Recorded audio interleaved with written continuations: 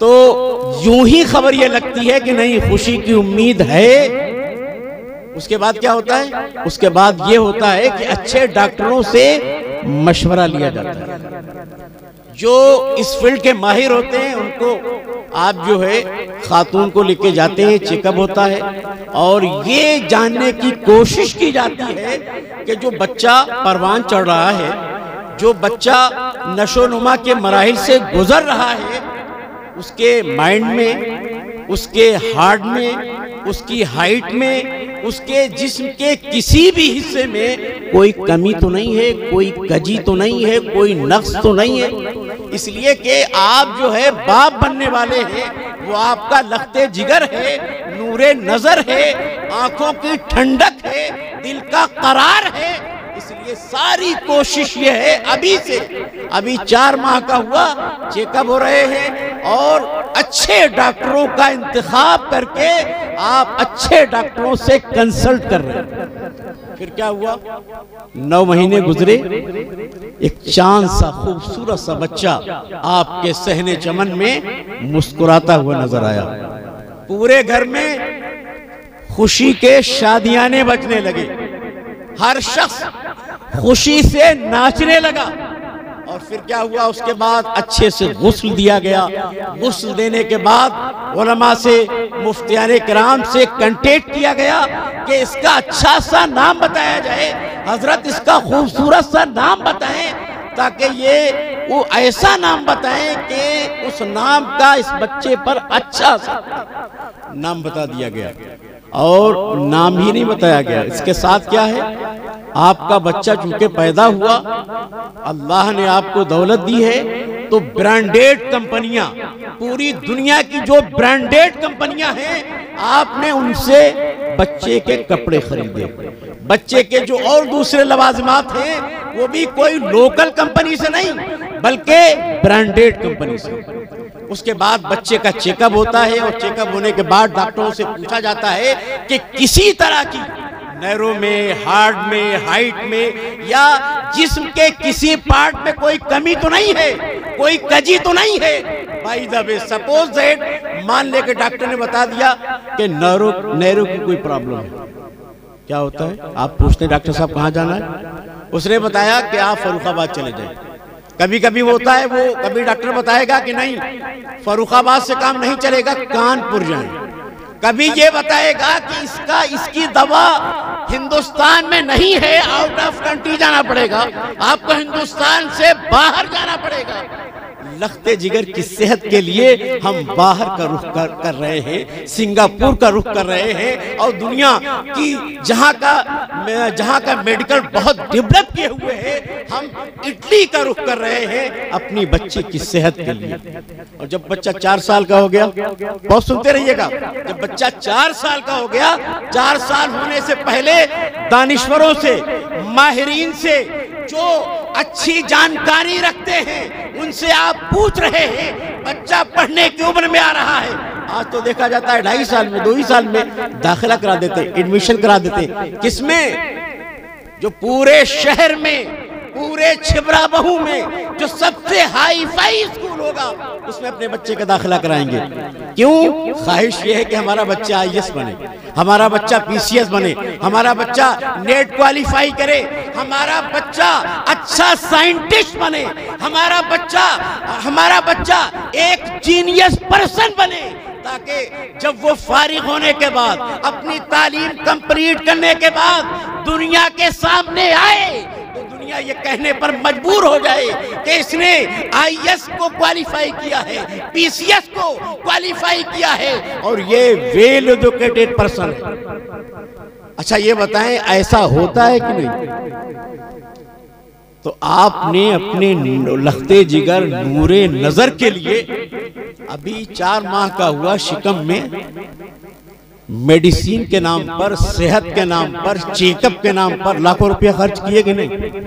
और जब पैदा हो गया तो ब्रांडेड कपड़े पहनाने के नाम पर आपने लाखों रुपए खर्च किया कि नहीं? और जब तालीम की बात आई तो आपने तालीम के नाम पे क्या किया? सबसे महंगे स्कूलों का इंतखाब किया कि आपका बच्चा उसमें तालीम हासिल करे।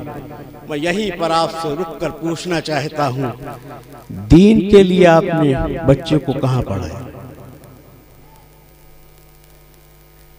दीन की बातें बताने के लिए, दीन के हकाम बताने के लिए, बहुत गौर से सुनिएगा, दीन के मसाइल बताने के लिए, इस्लाम की अज़मत को बताने के लिए, इस्लाम के महासिन को बताने के लिए, इस्लाम की ब्यूटी को बताने के लिए, ये बताने के लिए कि दुनिया का कंप्लीट मजहब अगर कोई है वो सिर्फ और सिर्फ मजहब इस्लाम है।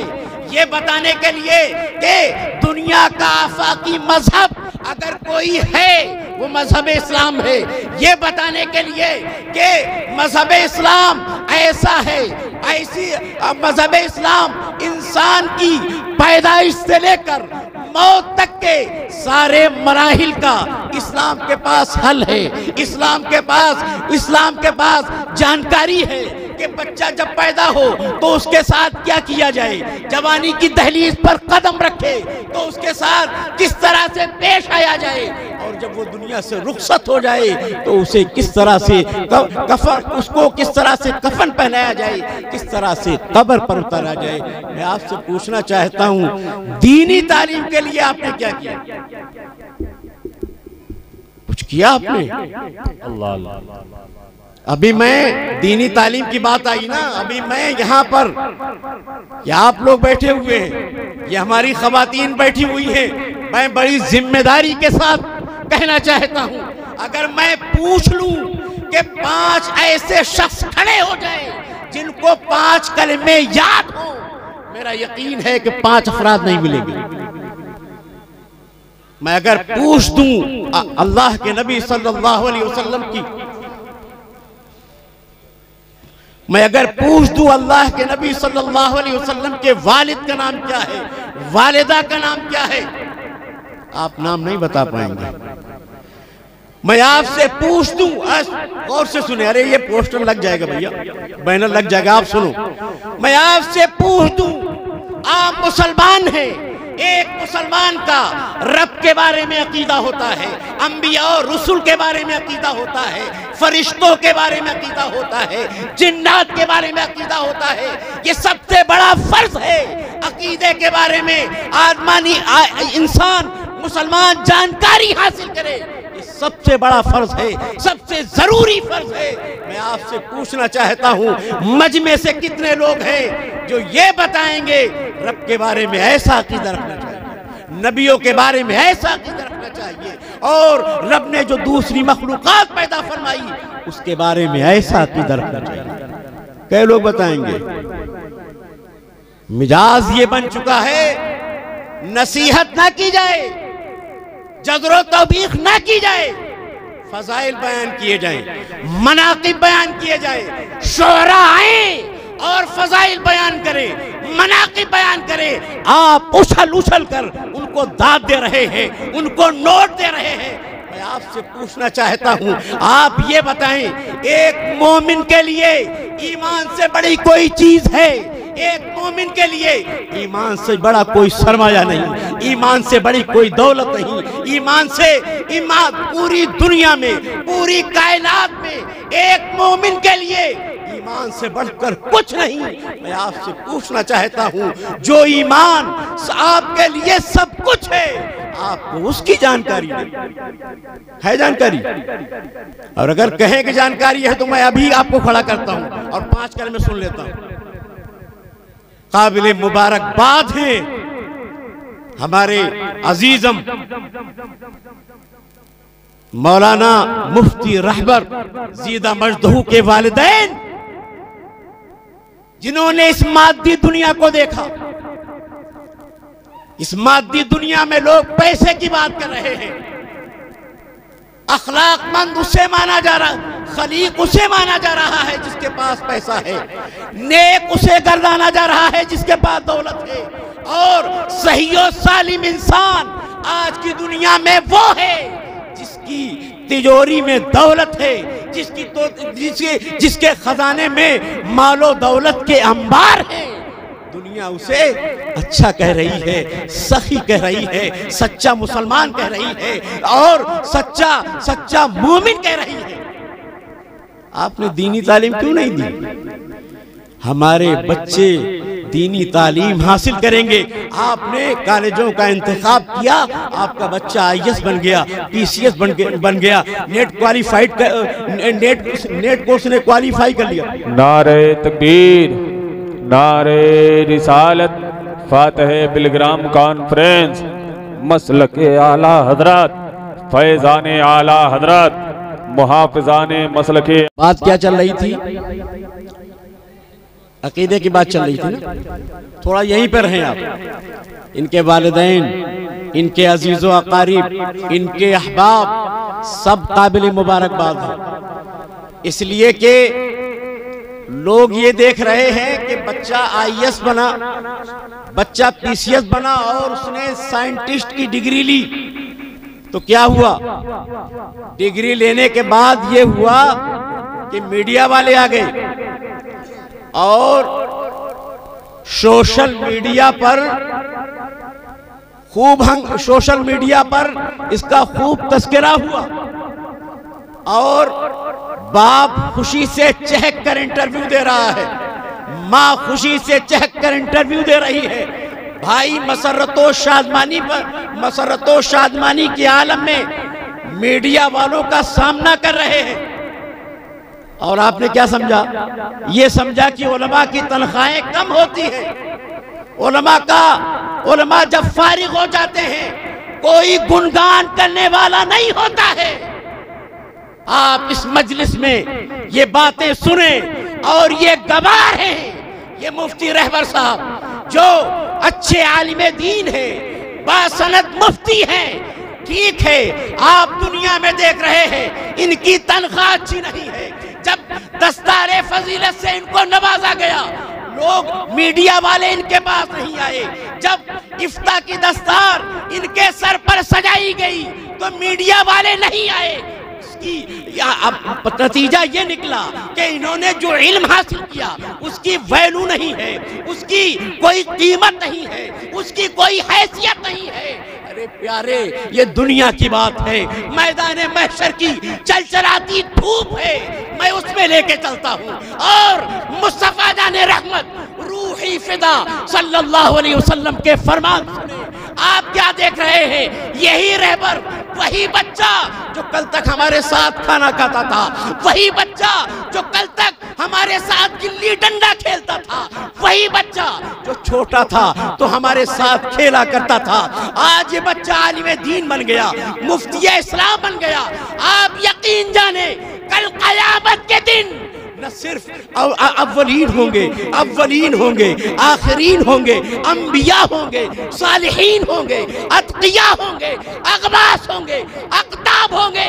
एक जुमले में कह दूं, सारी कायनात होगी। आपको क्या मालूम है कल क़यामत के दिन इनके सर पर करामत का ताज सजाया जाएगा। कल क़यामत के दिन आपने दुनिया में क्या हुआ? बेटा DM बन गया, बेटा SDM बन गया, बेटा SO बन गया। आप कॉलर टाइट करके चल रहे हैं। उससे कोई बात नहीं करेगा बेटा DM है, उससे कोई बात नहीं करेगा बेटा SDM है। मैं मुफ्ती रहबर साहब जो एक बेहतरीन आलिम दीन है, बासनद मुफ्ती है, मैं उनके वालिदैन को, उनके अजीज़ो अकारीब को और उनके महल्ले वालों को खुशखबरी सुनाता हूँ। यही बच्चा, यही मुफ्ती कल क़यामत के दिन इंशाअल्लाह आप में जो गुनहगार हैं उनकी बख्शिश करता नजर आएगा। यही बच्चा जिसका आपने बचपना देखा है, जिसको आपने गोली खेलते हुए देखा है, गिल्ली डंडा खेलते हुए देखा है, लेकिन आपको इसकी अज़मत नहीं मालूम है। ये नाइबे रसूल है, इसके सर पर फजीलत का ताज सजाया गया है और इसके सर पर इफ्ता की दस्तार बांधी गई है। ये तो फजीलत का मामला रहा। मैं आपसे पूछना चाहता हूं, कोरोना काल में क्या हुआ था? कितने घरों में नमाज हुई? नमाज नहीं हुई, इसलिए कि घर में कोई पढ़ा लिखा नहीं था, कोई हाफिज नहीं था। कितने घरों में तरावी नहीं हुई? क्यों? इसलिए कि जानकार नहीं था। आज भी उलमा से पूछे, मुफ्तियाने किराम से पूछे, आप अपनी रोजमर्रा की जिंदगी में बहुत से ऐसे कलिमात बोलते हैं, बहुत से ऐसे जुमले बोलते हैं, बहुत से ऐसी बातें बोलती हैं, बहुत से ऐसी बातें बोलते हैं जो सरीह कुफ्र है, जिसमें किसी तरह ताबील की गुंजाइश नहीं है। आपको मालूम नहीं है आप कुफ्र का इर्तिकाब कर रहे हैं, आप दामने इस्लाम से बाहर हो गए, आप इस्लाम से निकल गए, लेकिन आपको खबर नहीं। यही आपके मुफ्ती साहब, यही बेहतरीन आलिम दीन इंशाअल्लाह जब आपको शरीयत का कोई मसला जानना होगा, इनके घर का रुख करेंगे। अल्हम्दुलिल्लाह हमारे मोहल्ले में, हमारे इलाके में, हमारे इस इलाके में अल्लाह ने एक मुफ्ती पैदा फरमाया है। मुफ्ती रहबर की शक्ल में अल्लाह ने एक ऐसी नेमत अता फरमाई है कि कल तक आप मसाइल के लिए भागे भागे घूमते थे, इसको तलाश कर रहे हैं, उसको फोन कर रहे हैं, उससे राब्ता कर रहे हैं, लेकिन खुशनसीब है कि आज यही मुफ्ती, रब की यही नेमत आपके महल्ले में है, आपके कुर्ब में है, आपके खानदान में है, आपके कबीले में है। और जो मैं ये हासिल गुफ्तगू आखिरी बात अर्ज करना चाहता हूँ, बहुत गौर से सुनिएगा। हिंदुस्तान के हालात समझ रहे क्या हो रहा है, आपको मालूम है कि नहीं? बच्चियां क्या कर रही हैं, बच्चे क्या कर रहे हैं, खबर है कि नहीं? या इंतजार कर रहे हैं कि तूफान जब हमारे घर में आएगा तब हम तैयारी करेंगे। और गैरों की जो प्लानिंग है, गैर जो ऐलान कर रहे हैं, गैर जो मुख्तलिफ किस्म के हरबे इस्तेमाल कर रहे हैं, उसकी आपको खबर है? एक चीज जहन में रख लें, ये उलमा, जिम्मेदार उलमा यहाँ बैठे हुए हैं, ईमान सबसे पहले है। ईमान मदारे नजात है। अगर ईमान है, आपने गुनाह किए, पाप किए, जुर्म किए, इंशाअल्लाह बख्शिश होगी और आपको जन्नत का परवाना मिलेगा। लेकिन अगर आपके हाथ से ईमान चला गया, तब नमाजें कितनी भी हो, तकवा कितना भी हो, ज़ुहद वरा कितना भी हो, ज़कात कितनी भी दी हो, आपके लिए जहन्नम, आपके लिए जहन्नम है, आपके लिए जहन्नम के शोले हैं। मैं आपसे पूछना चाहता हूँ, आपकी बच्चियां जिनको आपने परवान चढ़ाया, आपके बच्चे जिनको आपने परवान चढ़ाया, जिनके नखरे उठाए, जिनके नाज उठाए, जब वो जवानी की दहलीज पर उन्होंने कदम रखा तो मजहब इस्लाम को खैराबाद कह रहे हैं, दुनिया के सबसे पाक मजहब को छोड़ रहे हैं। क्या आपने इसके लिए कोई पॉलिसी बनाई, कोई मंसूबा बनाया? इसके लिए इस बारे में आपने सोचा कि नहीं कि इस तूफान को कैसे रोका जाए, इस आंधी को कैसे रोका जाए? मुसलमानों, मैं वही कहना चाहता हूँ, आपने सेहत का ख्याल किया था, आपने बच्चों की सेहत के लिए अच्छे डॉक्टरों का इंतखाब किया था, बच्चों के जिस्म की खूबसूरती के लिए ब्रांडेड कपड़ों का इंतखाब किया था, और बच्चों की फ्यूचर के लिए आपने अच्छे स्कूलों का इंतखाब किया था। प्यारे, अगर बच्चे की सेहत खराब हो जाए तो ये मुमकिन है कि हम दूसरे डॉक्टर से कंसल्ट करें, इंशाअल्लाह वो अच्छी दवा देगा, मेरा बच्चा शिफा याब हो जाएगा। अगर आपके बच्चे ने और किसी थर्ड क्वालिटी की, किसी डाउन क्वालिटी के कपड़े पहने, कल इंशाअल्लाह रब माल देगा और आप ब्रांडेड कंपनी के कपड़े अपने बच्चों को पहनाएंगे। और ये भी मुमकिन है कि आपने किसी छोटे स्कूल में बच्चे का दाखिला करा दिया हो, मुमकिन है छोटा स्कूल है तो आपके बच्चे की तालीम खराब हो गई। प्यारे, कल होके जब आपके पास पैसा होगा, स्कूल चेंज कर बच्चे की तालीम को सही कर सकते हैं। नतीजा ये निकला, सेहत खराब हो जाए, सेहत को दोबारा सही किया जा सकता है, तालीम खराब हो जाए, दोबारा अच्छी तालीम दिलाई जा सकती है। मेरे प्यारे, मैं आपसे पूछना चाहता हूँ, आपके बच्चे और बच्ची का ईमान अगर एक मर्तबा लुट गया, अगर उसने एक मर्तबा दामन इस्लाम को छोड़ दिया, तो मुशाहदा ये बता रहा है कि वो पलट के आता नहीं है। मुशाहदा ये बता रहा है खबरें ये बता रही है, शवाहिद ये बता रहे हैं कि जिसने एक मर्तबा दामने इस्लाम को छोड़ दिया वो दामने इस्लाम को दोबारा पकड़ता नहीं। आप अपने बच्चे की फ्यूचर की बात करते हैं ना कि आपका बच्चा, आप अपने बच्चे के लिए किस फ्यूचर की बात करते हैं। मुझे आइस करनी की एक बहुत अच्छी बात याद आ गई। आइस करनी लातहज़न में इस बात को कोट किया है कि एक मर्तबा तहज्जुद के वक्त एक माँ ने अपने बेटे को बेदार किया। बेटा बोला अम्मी आराम करने दो। माँ ने बहुत खूबसूरत जवाब दिया, बेटा तेरे आराम ही के लिए जगाया है, तहज्जुद की नमाजें पढ़ ताकि ये दुनिया का आराम एक दिन के लिए है, चंद रोजा है, तहज्जुद का पाबंद हो जा ताकि जन्नत की नेमतें तुझे हमेशा नसीब हो और तू जन्नत की नेमतों से लुत्फ़अंदोज़ हो। मेरी बात समझ रहे हैं? तो ये बताएं, अपनी बच्चियों की ईमान की हिफाजत के लिए, अपने बच्चों की ईमान की हिफाजत के लिए आपने कौन सा कदम उठाया है, कौन सा मंसूबा बनाया है, कौन सी तदबीर ज़ेरे गौर है। आप क्या सुनते रहते हैं कर्नाटक में हो रहा है, जो है एमपी में हो रहा है, फुनासू में भी हो रहा है। प्यारे याद रखें कि सिर्फ दूरी कहने की है, दुश्मन आपके ताक़ुब में है, दुश्मन आपका पीछा कर रहा है। खुदा की कसम आपको बेदार होने की जरूरत है, इसलिए कि अगर आज बेदार नहीं हुए तो आप ये ना समझे आज तादाद 10 लाख की है, ये तादाद खुदा ना करे, मैं अल्लाह की पनाह मांगता हूँ, खुदा ने करे ये तादाद 20 लाख भी हो सकती है, ये तादाद 25 लाख भी हो सकती है और ये तादाद इससे भी बढ़ सकती है। खुदा के वास्ते अपने बच्चों के लिए दीन के बारे में उनको दीन की अच्छी जानकारी दें, दीन की अच्छी समझ, और जो सही अकीदा इस्लाम का सही अकीदा है, बिल्कुल इस्लाम से ज्यादा सच्चा कोई मजहब है ही नहीं, बल्कि इसकी हक्कानियत का ये आलम है, दुनिया का किसी फील्ड का माहिर हो, जब भी तासुब का चश्मा उतार कर जिसने भी इस्लाम का मुताला किया है वो ये कहने पर मजबूर हो गया है कि दुनिया का सबसे सच्चा मजहब अगर कोई है वो इस्लाम है, अगर कोई है तो वो इस्लाम है। तासुब का चश्मा उतार कर आप किस दुनिया में हैं? आपको क्या लग रहा है कि हजरत जिब्रील अलैहिस्सलाम की आमद होगी? आपको क्या लग रहा है हजरत सलाहुद्दीन अय्यूब, आप सलाहुद्दीन अय्यूबी की आमद का इंतजार कर रहे हैं? तारिक इब्ने ज़ाद रूनुमा नहीं होंगे, सलाहुद्दीन अय्यूबी की आमद नहीं होगी, फरिश्तों का नुज़ूल नहीं होगा। मेरे नबी फरमा रहे हैं कुल्लुकुम राइन व कुल्लुकुम मसऊलुन अन रइयती, तुम में हर शख्स जिम्मेदार है और हर शख्स से उसकी जिम्मेदारी के बारे में पूछा जाएगा। क्या उलमा की जिम्मेदारी है कि स्टेज से बयान करें?